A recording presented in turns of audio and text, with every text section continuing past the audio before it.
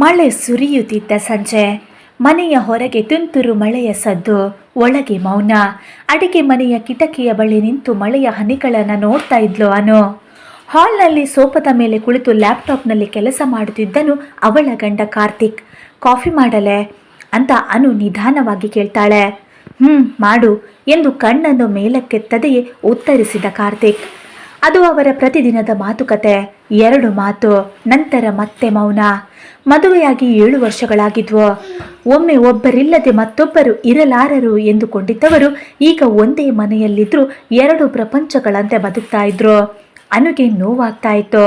ಕಾರ್ತಿಕ್ ಬದಲಾಗಿದ್ದಾನೋ ಅಥವಾ ಕಾಲವೇ ಅವರನ್ನು ಬದಲಾಯಿಸಿತೋ? ಅವಳಿಗೆ ಉತ್ತರ ಸಿಗ್ತಾ ಇರಲಿಲ್ಲ. ಒಂದು ದಿನ ಮನೆಯ ಸ್ವಚ್ಛತೆ ಮಾಡ್ತಾ ಇದ್ದಾಗ ಹಳೆಯ ಅಲ್ಮಾರಿಯ ಒಂದು ಮೂಲೆಯಲ್ಲಿ ಒಂದು ಚಿಕ್ಕ ಡೈರಿ ಸಿಕ್ಕಿತು. ಅದು ಕಾರ್ತಿಕ್ ಕಾಲೇಜಿನ ದಿನಗಳಲ್ಲಿ ಬರೆದಿದ್ದ ಡೈರಿ. ಕುತೂಹಲದಿಂದ ತೆರೆದಳು. ಮೊದಲ ಪುಟದಲ್ಲಿ ಬರೆದಿತ್ತು, ನನ್ನ ಜೀವನದಲ್ಲಿ ಯಾವಾಗಲಾದರೂ ಮದುವೆಯಾದರೆ ನನ್ನ ಹೆಂಡತಿಯನ್ನು ಪ್ರತಿದಿನ ನಗಿಸ್ತೇನೆ. ಅವಳು ಅಳುವ ಕಾರಣ ನಾನಾಗುವುದಿಲ್ಲ. ಅದನ್ನು ಓದಿದ ಅನು ಕಣ್ತುಂಬಿಕೊಳ್ತಾಳೆ. ಇದೇ ಕಾರ್ತಿಕ್ ಅಲ್ವೇ ಅಂತ ಮನಸ್ಸಿನಲ್ಲಿ ಕೇಳಿಕೊಳ್ತಾಳೆ. ಅಷ್ಟರಲ್ಲಿ ಕಾರ್ತಿಕ್ ಮನೆಗೆ ಬರ್ತಾನೆ. ಅನು ಡೈರಿಯನ್ನು ತೋರಿಸಿ ಕೇಳ್ತಾಳೆ, ಇದನ್ನು ನೀನೇ ಬರೆದಿದ್ಯಾ? ಕಾರ್ತಿಕ್ ಒಂದು ಕ್ಷಣ ಮೌನವಾಗಿ ಬಿಡ್ತಾನೆ. ಹೌದು, ತುಂಬ ವರ್ಷಗಳ ಹಿಂದೆ. ಆಗ ನೀನು ಕೊಟ್ಟ ಮಾತು ಮರೆತೆಯಾ? ಆ ಪ್ರಶ್ನೆಗೆ ಕಾರ್ತಿಕ್ ಉತ್ತರಿಸಲಿಲ್ಲ. ಮರುದಿನ ಬೆಳಿಗ್ಗೆ ಕಾರ್ತಿಕ್ ಬೇಗ ಕೆಲಸಕ್ಕೆ ಹೊರಡ್ತಾನೆ. ಹೋಗುವಾಗ ಮೇಜಿನ ಮೇಲೆ ಒಂದು ಚೀಟಿ ಇಟ್ಟು ಹೋಗ್ತಾನೆ. ಸಂಜೆ 6 ಗಂಟೆಗೆ ಸಿದ್ಧವಾಗಿರು, ಎಲ್ಲಿಗಾದರೂ ಹೋಗೋಣ. ಅನು ಆಶ್ಚರ್ಯ ಪಡ್ತಾಳೆ. ಸಂಜೆ ಇಬ್ಬರು ಬೈಕ್ನಲ್ಲಿ ಹೊರಡ್ತಾರೆ. ನಗರದಿಂದ ದೂರದ ಒಂದು ಸಣ್ಣ ಕೆರೆಯ ಬಳಿ ಕಾರ್ತಿಕ್ ಬೈಕ್ ನಿಲ್ಲಿಸ್ತಾನೆ. ಇಲ್ಲಿ ಯಾಕೆ ಅಂತ ಅನು ಕೇಳ್ತಾಳೆ. ಅದಕ್ಕೆ ಕಾರ್ತಿಕ್ ನಗ್ತಾನೆ. ನಮ್ಮ ಮೊದಲ ಭೇಟಿಯ ನೆನಪಿದೆಯಾ? ಅನುಗೆ ನೆನಪಾಯಿತು. ಕಾಲೇಜ್ ಮುಗಿದ ನಂತರ ಇಬ್ಬರು ಇದೇ ಜಾಗದಲ್ಲಿ ಗಂಟೆಗಟ್ಟಲೆ ಮಾತನಾಡ್ತಾ ಇದ್ರು. ಆ ದಿನವೂ ಮಳೆ ಬರ್ತಾ ಇತ್ತು. ಕಾರ್ತಿಕ್ ಜೇಬಿನಿಂದ ಒಂದು ಹಳೆಯ ಫೋಟೋ ತೆಗಿತಾನೆ. ಅದರಲ್ಲಿದ್ದವರು ಇದೇ ಇಬ್ರು. ಮುಖದಲ್ಲಿ ನಗು ಮಾತ್ರ ತುಂಬಿಕೊಂಡಿತ್ತು.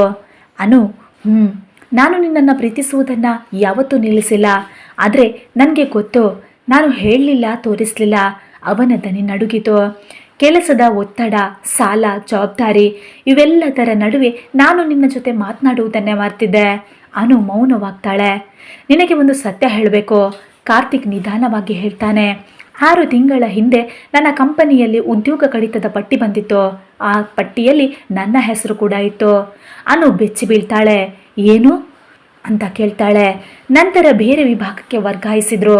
ಆದರೆ ಮತ್ತೆ ಯಾವಾಗ ಕೆಲಸ ಹೋಗುತ್ತದೋ ಅನ್ನೋ ಭಯ ಇತ್ತು. ನನಗೆ ಯಾಕೆ ಹೇಳಲಿಲ್ಲ? ನಾನು ಹೇಳಿದರೆ ನೀನು ಹೆದರ್ತೀಯಾ ಅಂತ ಹೇಳಲಿಲ್ಲ ಅಂತ ಹೇಳ್ತಾನೆ.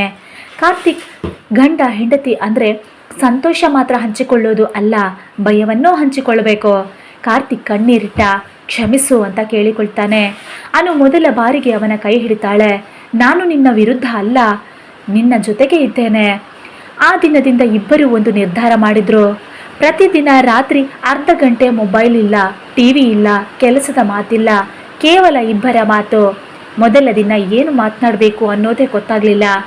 2ನೇ ದಿನ ಬಾಲ್ಯದ ಕಥೆಗಳು, 3ನೇ ದಿನ ಕನಸುಗಳು, 4ನೇ ದಿನ ಭಯಗಳು, 5ನೇ ದಿನ ಇಬ್ಬರು ನಗ್ತಾ ಹಳೆಯ ಫೋಟೋಗಳನ್ನು ನೋಡಿದ್ರು. ಸಂಬಂಧ ಮತ್ತೆ ನಿಧಾನವಾಗಿ ಅರಳತೊಡಗಿತು. ಕೆಲವು ವಾರಗಳ ನಂತರ ಅನುಗೆ ಜ್ವರ ಬಂತು.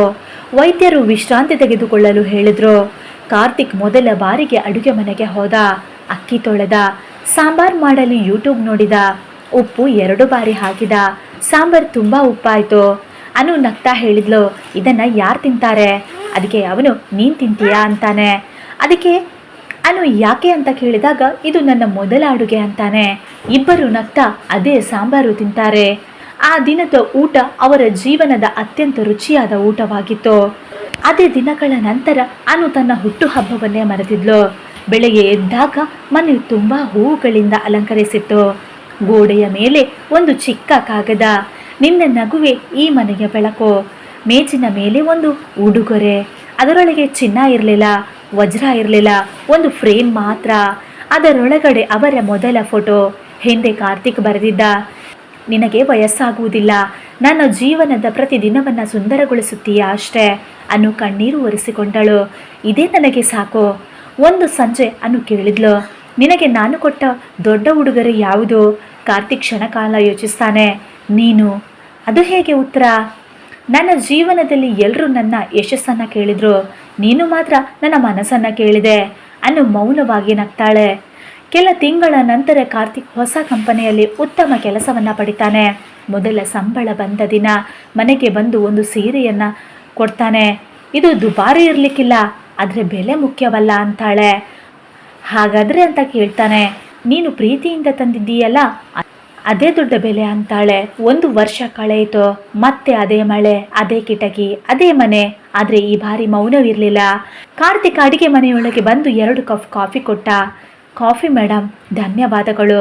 ಇನ್ನೊಂದು ಪ್ರಶ್ನೆ, ಏನು ಮತ್ತೊಮ್ಮೆ ನನ್ನನ್ನು ಮದುವೆ ಆಗ್ತೀಯಾ? ಅದಕ್ಕೆ ಅನು ನಗ್ತಾಳೆ. ಒಂದು ಷರತ್ತು. ಏನು? ಈ ಬಾರಿ ಎಷ್ಟೇ ಕೆಲಸ ಇರಲಿ ಪ್ರತಿದಿನ 5 ನಿಮಿಷ ನನ್ನ ಜೊತೆ ಮಾತನಾಡಬೇಕು. ಕಾರ್ತಿಕ್ ಕೈ ಚಾಚ್ತಾನೆ. ಮಾತು. ಅನು ಅವನ ಕೈ ಹಿಡಿತಾಳೆ. ಮಾತು. ಹೊರಗೆ ಮಳೆ ಇನ್ನೂ ಸುರಿಯುತ್ತಿತ್ತು, ಆದರೆ ಮನೆಯೊಳಗೆ ಪ್ರೀತಿ ಮತ್ತೆ ಹೊಸದಾಗಿ ಹುಟ್ಟಿತ್ತು. ವರ್ಷಗಳು ಉರುಳಿದ್ವು. ಅವರ ಕೂದಲಲ್ಲಿ ಬೆಳ್ಳಿ ಬಣ್ಣ ಮೂಡತೊಡಗಿತು. ಮುಖದಲ್ಲಿ ಸಣ್ಣ ಸಣ್ಣ ಸುಕ್ಕುಗಳು ಕಾಣಿಸಿಕೊಂಡವು. ಆದರೆ ಒಂದು ಅಭ್ಯಾಸ ಮಾತ್ರ ಬದಲಾಗಲಿಲ್ಲ. ಪ್ರತಿ ಸಂಜೆ ಇಬ್ಬರು ಮನೆಯ ಮುಂಭಾಗದ ತೋಟದಲ್ಲಿ ಕುಳಿತು ಚಹಾ ಕುಡಿತಾ ಇದ್ರು. ಒಂದಿನ ಅನು ಕೇಳ್ತಾಳೆ, ಕಾರ್ತಿಕ್, ಪ್ರೀತಿ ಅಂದರೆ ನಿನಗೇನು ಗೊತ್ತು? ಅವನು ಸ್ವಲ್ಪ ನಗ್ತಾನೆ. ಮೊದಲಿಗೆ ನಿನ್ನ ಮುಖ ಇಷ್ಟವಾಗಿತ್ತು, ನಂತರ ನಿನ್ನ ಮಾತು, ನಂತರ ನಿನ್ನ ಮನಸ್ಸು. ಈಗ ನೀನು ಉಸಿರಾಡುತ್ತಿರುವುದೇ ನನ್ನ ನೆಮ್ಮದಿ. ಅನ್ನು ಕಣ್ಣೀರನ್ನು ತಡೆಯಲಾರದೆ ಅವನ ಭುಜದ ಮೇಲೆ ತಲೆ ಇಟ್ಲು. ನನಗೂ ಅದೇ ಸಮಯದಲ್ಲಿ ಅವರ ಮಗಳು ಶಾಲೆಯಿಂದ ಬಂದು ಇಬ್ಬರನ್ನ ನೋಡ್ತಾಳೆ. ಅಮ್ಮ, ಅಪ್ಪ, ನೀವಿನ್ನೂ ಕಾಲೇಜ್ ಲವರ್ಸ್ ಥರ ಇದ್ದೀರಲ್ಲ. ಇಬ್ಬರು ಜೋರಾಗಿ ನಗ್ತಾರೆ. ಕಾರ್ತಿಕ್ ಹೇಳಿದ, ಪ್ರೀತಿ ಮದುವೆಯ ದಿನ ಮುಗಿಯುವುದಿಲ್ಲ ಕಣೆ, ಅಂದು ಮಾತ್ರ ಅದರ ಹೊಸ ಅಧ್ಯಾಯ ಶುರುವಾಗ್ತದೆ. ಆಕಾಶದಲ್ಲಿ ಮೋಡಗಳು ನಿಧಾನವಾಗಿ ಸರಿದು ಸೂರ್ಯನ ಕಿರಣ ಮನೆ ಮೇಲೆ ಬಿದ್ವು. ಅನು ಮನಸ್ಸಿನಲ್ಲಿ ಯೋಚಿಸಿದ್ಲು, ದೊಡ್ಡ ಉಡುಗೊರೆಗಳು, ದುಬಾರಿ ವಸ್ತುಗಳು, ದೊಡ್ಡ ಮನೆಗಳು ಸಂಬಂಧವನ್ನು ಉಳಿಸುವುದಿಲ್ಲ. ಸಮಯ, ನಂಬಿಕೆ, ಕ್ಷಮೆ ಮತ್ತು ಪ್ರತಿದಿನ ಕೈ ಹಿಡಿದು ಜೊತೆಯಾಗಿ ನಡೆಯುವ ಮನಸ್ಸು ಮಾತ್ರ ನಿಜವಾದ ಸಂಬಂಧವನ್ನು ಜೀವಂತವಾಗಿರಿಸ್ತದೆ. ಕಾರ್ತಿಕ್ ಅವಳ ಕೈಯನ್ನು ಮತ್ತೆ ಬಿಗಿಯಾಗಿ ಹಿಡಿದ. ಆ ಕೈ ಎಂದಿಗೂ ಬಿಡದಿರಲಿ ಎಂದು ಇಬ್ಬರು ಮನಸ್ಸಿನಲ್ಲಿ ಪ್ರಾರ್ಥಿಸಿದರು. ಕೊನೆಗೆ ಅವರು ಅರಿತ ಒಂದು ಸತ್ಯವೇನೆಂದು ಹೇಳಿದರೆ, ನಿಜವಾದ ಪ್ರೀತಿ ಅಂದರೆ ಪರಿಪೂರ್ಣ ವ್ಯಕ್ತಿಯನ್ನು ಹುಡುಕುವುದಲ್ಲ, ಅಪೂರ್ಣ ವ್ಯಕ್ತಿಯನ್ನು ಪ್ರತಿದಿನ ಹೊಸದಾಗಿ ಪ್ರೀತಿಸುವುದೇ ಆಗಿದೆ.